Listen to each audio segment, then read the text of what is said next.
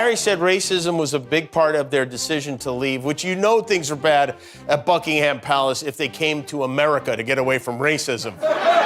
Hey. Did you know it's cold in there? Yeah, it's the refrigerator, Harry. Must be an American thing. Harry and Meghan live here now, and America loves them. We love them, right? Is it? Hell no! What is the #1 question that mystifies scientists? #1 question. Mystifies scientists. Is there life on another planet? Oh no.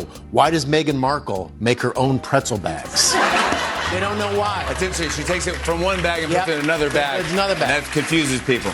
This, we're just gonna put into a different bag. Now for the tricky part. Place in microwave. What is microwave? I don't think we have any of that. Harry, do we have any microwave? I hate Meghan Markle. She's like, I don't want attention. Bitch, you die for attention. That's what you want. I don't think Harry make her calm. I think attention makes her calm. Damn! There's a reason why Meghan Markle grabbed the #1 spot on the most hated celebrities of 2025 list. And let me put that into perspective. Diddy came in second. So true.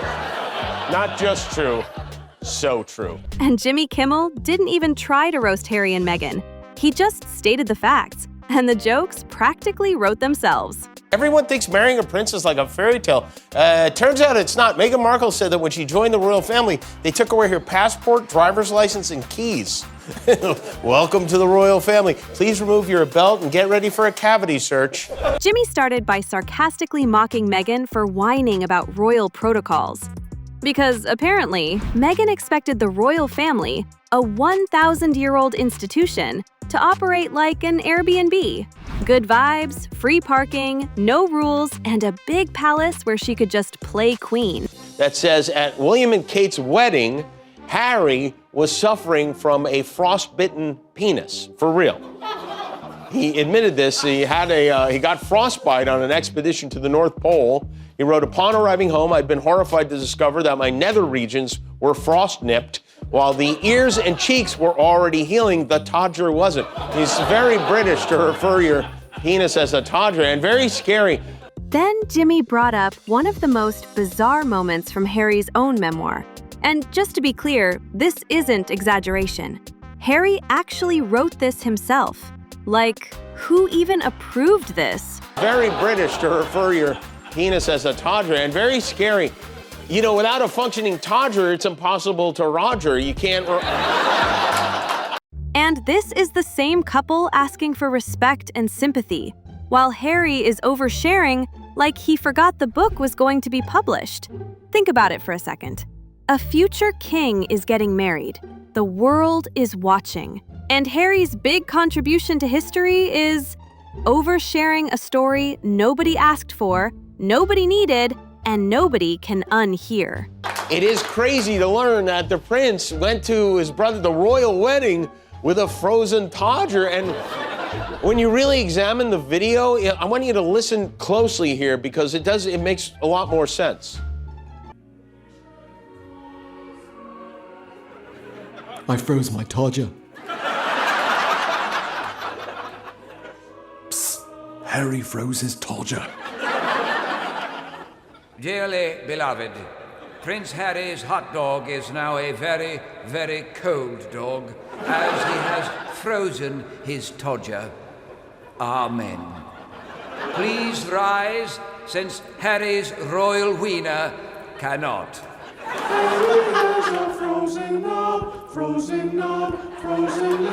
Jimmy didn't stop there. When Prince Harry's memoir broke the Guinness record for fastest-selling nonfiction book, Jimmy Kimmel didn't clap for it.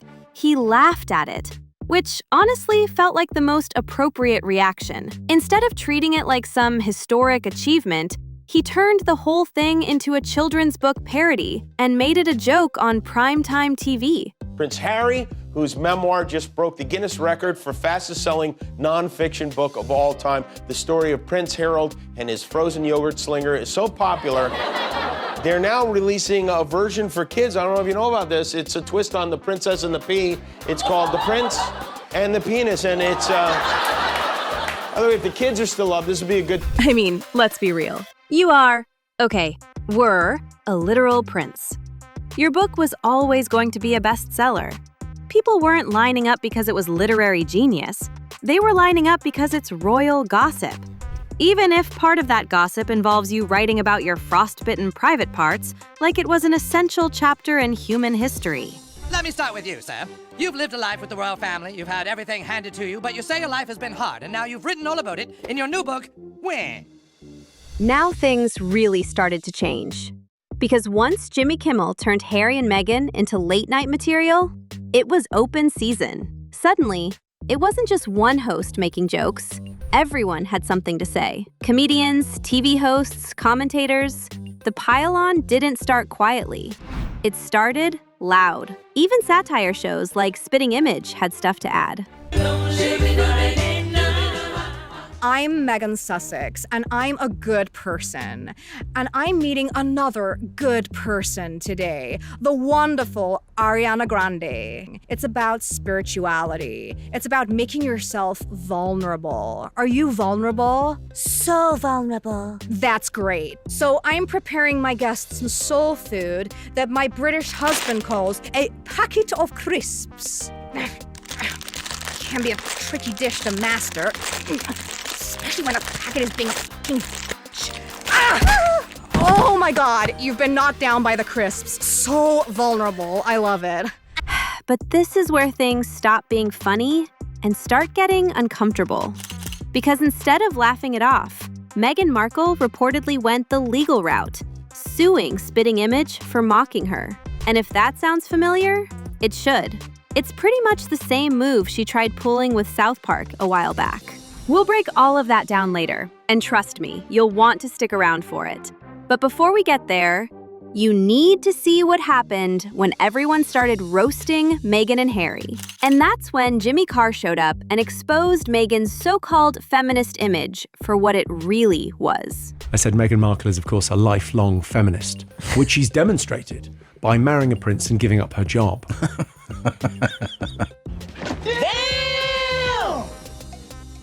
Jimmy Carr followed it up by pointing out how Harry was basically raised on permission slips. I don't know about you, but I've never run anything I've done in my life past my nana. Literally nothing. The idea that they have to. Can't do this, can't do that. Better ask Grandma first. Harry was always dependent on the palace and could never make his own decisions. It must be so difficult to explain to your hot new girlfriend, oh yeah, we've got to just run that by my nan because... No, I know I'm your man and I love you and you love me, but I just want to get permission from my nan. Even Family Guy couldn't resist getting a slice of the action.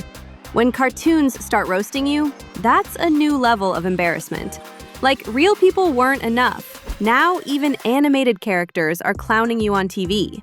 Brian, this is a terrible idea. We could change the course of history. You always say that, but doesn't history pretty much suck? I mean, the Crusades, Hitler, Prince Harry marrying Meghan Markle. Again? Oh, like all of your wives are so much better. And of course, it didn't end there. Even their Netflix deal became a joke. Well, it was already a joke to begin with. Sir, your millions from Netflix for no one knows what. Put it with the rest of them. Babe, time to do our daily $250,000 sponsored Instagram post for Del Taco. I shouldn't have left the made-up nonsense. Then Kelly Osbourne jumped in. And yeah, she was not in the mood to be polite. She basically looked at Harry's whole sad boy routine and said, relax. Like, yes, life can be hard. But Harry acts like he's the only person on Earth who's ever had problems. I think Harry's a fucking twat. I think he's a fucking twat. He's a whining, whinging, complaining, woe is me, I'm the only one that's ever had mental problems. Like, my life was so hard. Everybody's fucking life is hard. Yeah, you were the prince of a goddamn country. Everyone's got problems, Harry. You're not special. The world does not revolve around you and Meghan. And then she went straight to the thing nobody wants to talk about. Everybody's fucking life is hard. Yeah, you were the prince of a goddamn country who dressed up as a fucking Nazi, and now you're trying to come back as the Pope? You can't dress up like that. mess up publicly, and then rebrand yourself as some kind of humanitarian spokesperson, like everyone's memory resets overnight. And Meghan backing this whole act just makes it worse. She keeps pushing the idea that Harry is some misunderstood hero instead of a grown man avoiding accountability. People dress up in costumes like Spider-Man or Jack Sparrow and pose with tourists $1 a photo. That's perfect. You love people, you're good at getting your photo taken. And I've already got a costume. All right, who's ready for a photo with Hitler? Anybody? After this, Trevor Noah joined the conversation. And he didn't treat this like royal drama at all. He looked at Harry and Meghan and basically said, "Okay, enough fairy tale. Welcome to real life." Harry and Meghan are leaving the palace to become financially independent. And you see, this is what happens when you bring the first black woman into the royal family. Yeah. She looked at Harry and she's like, "Nigga, you need to get a job. You need a job. You a grown-ass man. You can't still be living in your mama's house, Harry." And honestly, that joke hits because it flips the whole story. Suddenly, it's not about escaping the palace or breaking free. It's about a grown man who's never actually had to live on his own.